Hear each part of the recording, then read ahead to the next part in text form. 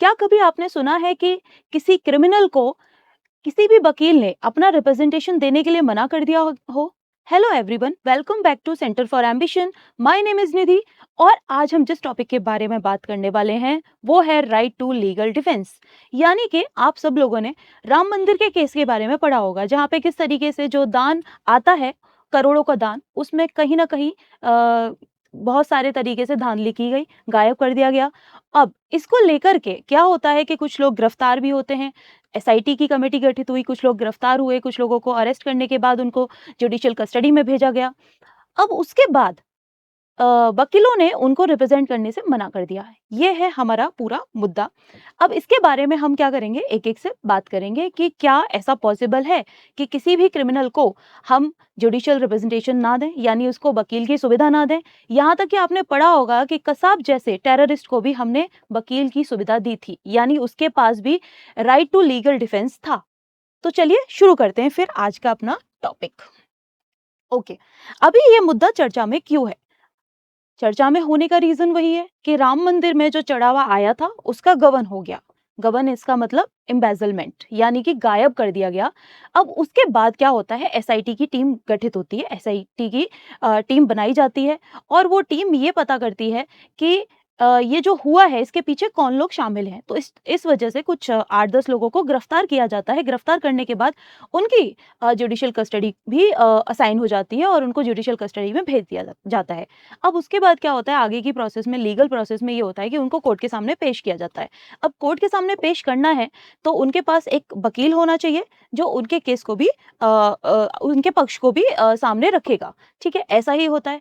तो इसमें हुआ क्या कि जो हमारी फैजाबाद बार एसोसिएशन है, यानी कि अयोध्या की जो बार एसोसिएशन है, उन्होंने बोला कि हम किसी भी तरीके का लीगल रिप्रेजेंटेशन प्रोवाइड नहीं कराएंगे जो राम टेम्पल एम्बेजलमेंट केस में शामिल हैं। यानी कि हम ऐसे लोगों को अपना रिप्रेजेंटेशन नहीं देंगे, वकील प्रोवाइड नहीं कराएंगे। ठीक है, उसके बाद क्या होता है, यहाँ पे ना कुछ क्वेश्चंस रेज होते हैं regarding to constitutional right to the legal representation and professional ethics of the advocates.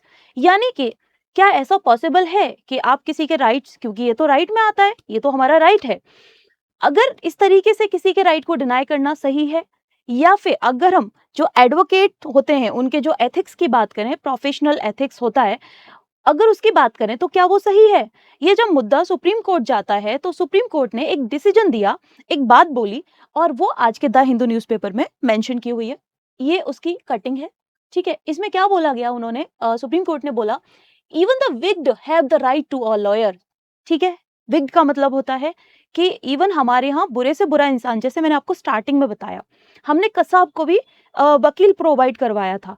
तो ये लोग तो फिर भी ठीक है, अभी जुडिशियल कस्टडी में है, इनका जो गुनाह है, इनका जो क्राइम है वो अभी प्रूफ हुआ भी नहीं है। तो ऐसे आप किसी को डिनाई नहीं कर सकते, ऐसा सुप्रीम कोर्ट ने अपने डिसीजन में कहा। अब इसके अलावा इसमें काफी जो भी आर्टिकल में दे रखा है वो हम एक एक करके समझेंगे उसको। तो ये था हमारा कि ये न्यूज जो है चर्चा में क्यों है, ऐसा क्या है जिसकी वजह से यहाँ प्रॉब्लम आ रहे हैं। अब इसकी वजह से हमारा एक आर्टिकल है, आर्टिकल 22, वो कहीं ना कहीं इन्फ्रिंज होता है, उसमें कहीं ना कहीं प्रॉब्लम आती है। ठीक है, इसके अलावा आर्टिकल आप डीपीएसपीज में जब पढ़ते हैं, आर्टिकल 39A जो कि 42nd कॉन्स्टिट्यूशनल अमेंडमेंट के थ्रू जोड़ा गया था, जिसमें कहा जाता है right to free legal aid. इस तरीके से बहुत सारी चीजें कॉन्स्टिट्यूशनली हैम्पर होती हैं। ठीक है, एक एक करके अब इसके बारे में आगे बढ़ते हैं। अब क्या है कॉन्स्टिट्यूशनल प्रोविजंस, जैसे कि मैं बता रही थी, आर्टिकल्स के बारे में बात कर रहे थे, तो सबसे पहले हमारा आर्टिकल 22। ठीक है, इसका एक क्लॉज है आर्टिकल 22 का, दैट इज फर्स्ट क्लॉज। इसमें क्या दे रखा है, बेसिकली आर्टिकल 22 कहता है राइट टू लीगल एड, यानी कि आपको इसके अलावा जो है आपकी पसंद का, यानी कि आपको एक वकील प्रोवाइड करवाया जाएगा। ठीक है, एक लीगल प्रैक्टिशनर दिया जाएगा। तो जब इसको डिवाइड करते हैं ना, तो दो पार्ट में इसको हम पढ़ेंगे। पहला है to consult a legal practitioner of his choice, यानी कि आपकी चॉइस का एक लीगल प्रैक्टिशनर दिया जाएगा, यानी कि लॉयर दिया जाएगा।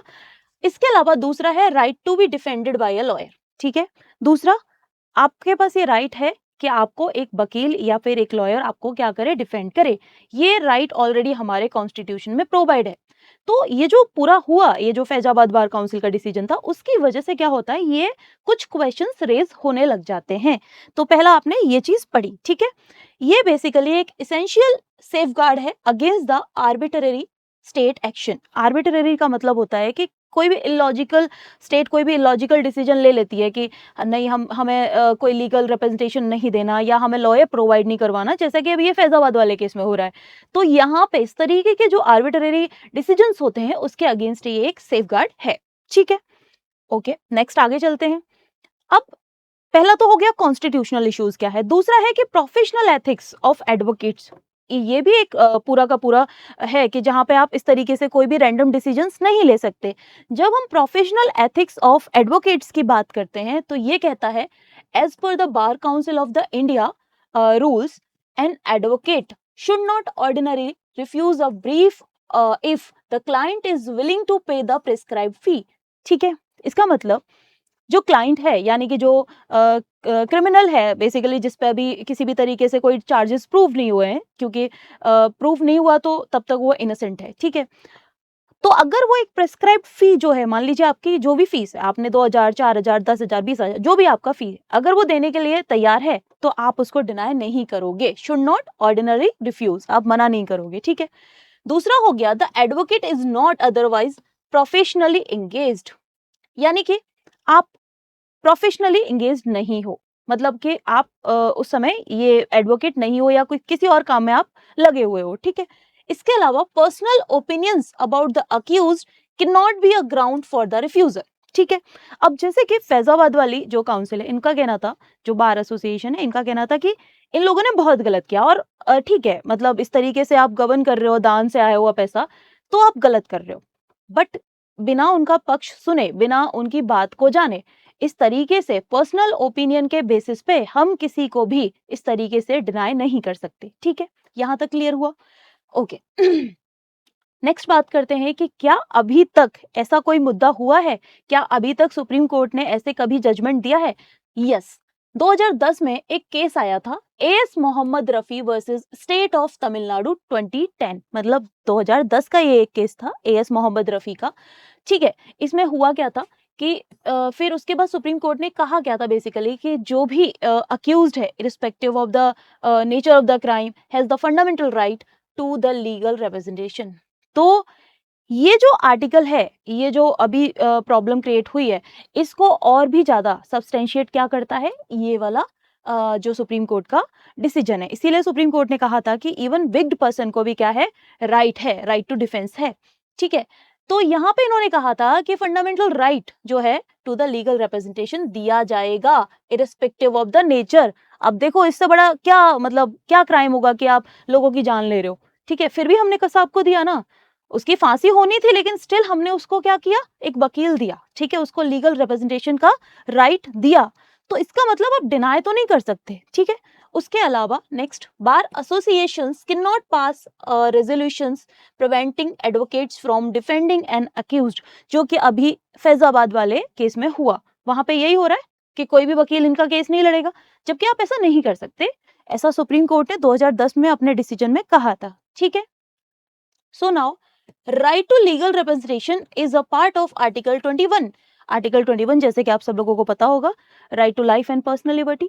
तो ये जो आर्टिकल, ये जो राइट है हमारा, ये किसके साथ आता है, आर्टिकल 21 के साथ मिक्स रहता है, ठीक है, यानी उसके साथ ही पढ़ा जाता है। इसके अलावा ये जो इस तरीके के रेजोल्यूशंस लाए जाते हैं वो क्या है, पूरी तरह से इलीगल है, ठीक है। किसी भी तरीके का इसका कोई लीगली बेस है नहीं, आप इस तरीके से किसी को डिनाई नहीं कर सकते। जस्टिस कांट बी डिनाइड, ठीक है, चाहे कुछ भी हो, नेचर ऑफ द क्राइम कुछ भी हो, क्रिमिनल कैसा भी हो, आप उसको जस्टिस नहीं डिनाई कर सकते, ठीक है। भले बाद में उसको उसके पक्ष सुनने के बाद उसको सजा दी जाएगी, वो डिसाइड किया जाएगा, बट इस तरीके से अगर आप कोई चीज कर रहे हो दैट इज टोटली इलीगल, ठीक है। नेक्स्ट है अगेंस्ट प्रोफेशनल एथिक्स। ये आपके जो प्रोफेशनल एथिक्स है उसके क्या है, उसके अगेंस्ट है, ठीक है। Contrary to the traditions of the legal profession, मतलब अगर आप लॉयर हो तो आपका काम क्या है, लोगों को क्या है, उनके भले के लिए काम करना, मतलब उनके लीगल एडवाइजेस देना, ठीक है, उनके केसेस लड़ना। बट अगर आप वही नहीं कर रहे हो तो आप क्या कर रहे हो, आप बेसिकली आपका जो प्रोफेशन है आप उसके अगेंस्ट जा रहे हो, ठीक है। तो ये कुछ चीजें हैं, ठीक है। नेक्स्ट आगे बात करते हैं कि ये जो है important observation of the supreme court, ये इसके बारे में बात करेंगे।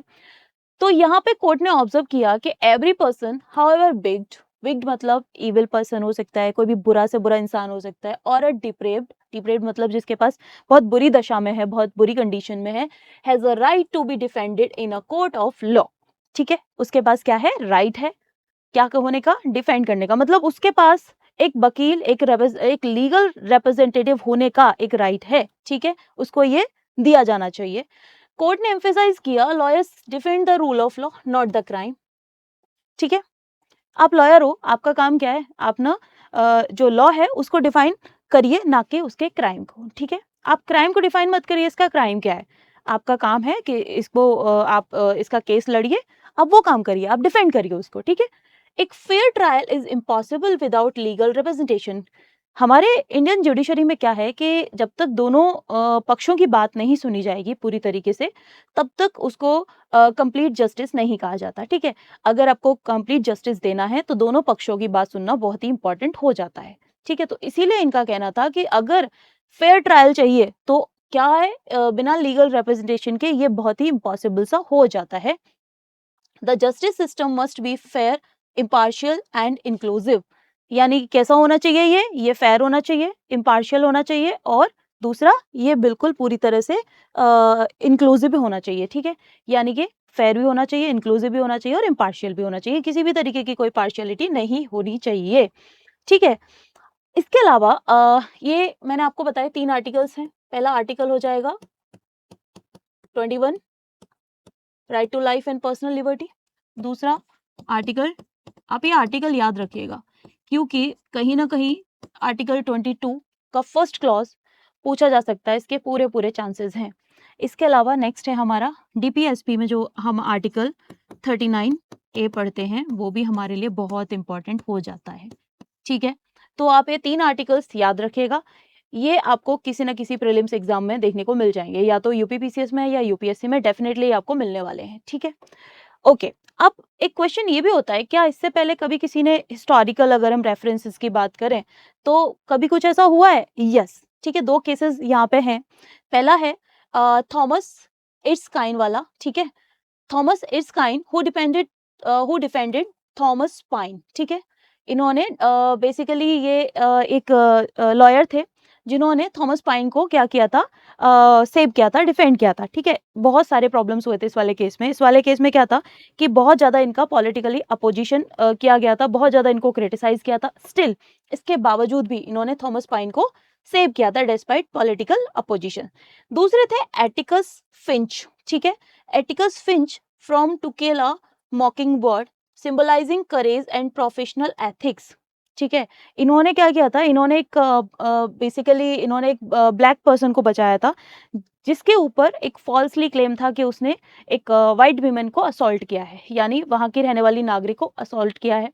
तो काफी क्रिटिसाइज होने के बाद इन्होंने करेज दिखाया और उसको अपना रिप्रेजेंटेशन प्रोवाइड करवाया। यहाँ पे भी इन दोनों केसेस में क्या हुआ था, बहुत ज्यादा क्रिटिसाइज हुआ था, बहुत ज्यादा पॉलिटिकली मना कर दिया गया था कि इन दोनों केसेस में सेम चीज थी कि किसी भी तरीके से इन लोगों को रिप्रेजेंटेशन नहीं दिया जाएगा। स्टिल ये 2 लोग जिन्होंने इनको रिप्रेजेंटेशन दिया, इसीलिए हम जब भी हिस्टोरिकल रेफरेंसेस देने की बात करते हैं तो इन दोनों के बारे में पढ़ लेते हैं। तो ये थी आज की छोटी सी न्यूज, ठीक है, जिसके बारे में हमने बात की। ठीक है, तो यहाँ से कुछ चीजें निकल के आती हैं कि इस तरीके से कोई भी अगर काउंसिल, कोई भी बार एसोसिएशन डिसीजन लेता है तो वो टोटली कैसा है, इलीगल है। और सुप्रीम कोर्ट अपना डिसीजन ऑलरेडी 2010 में दे चुकी है, यानी 2010 में दे चुकी है। तो अभी ये वाला टॉपिक यहीं पे खत्म करते हैं। अगर ये आपको सेशन पसंद आया हो तो लाइक, शेयर एंड कमेंट, और अगर कोई डाउट हो तो कमेंट बॉक्स में डाल दीजिएगा। Thank you so much. मिलते हैं कल फिर किसी नेक्स्ट टॉपिक के साथ।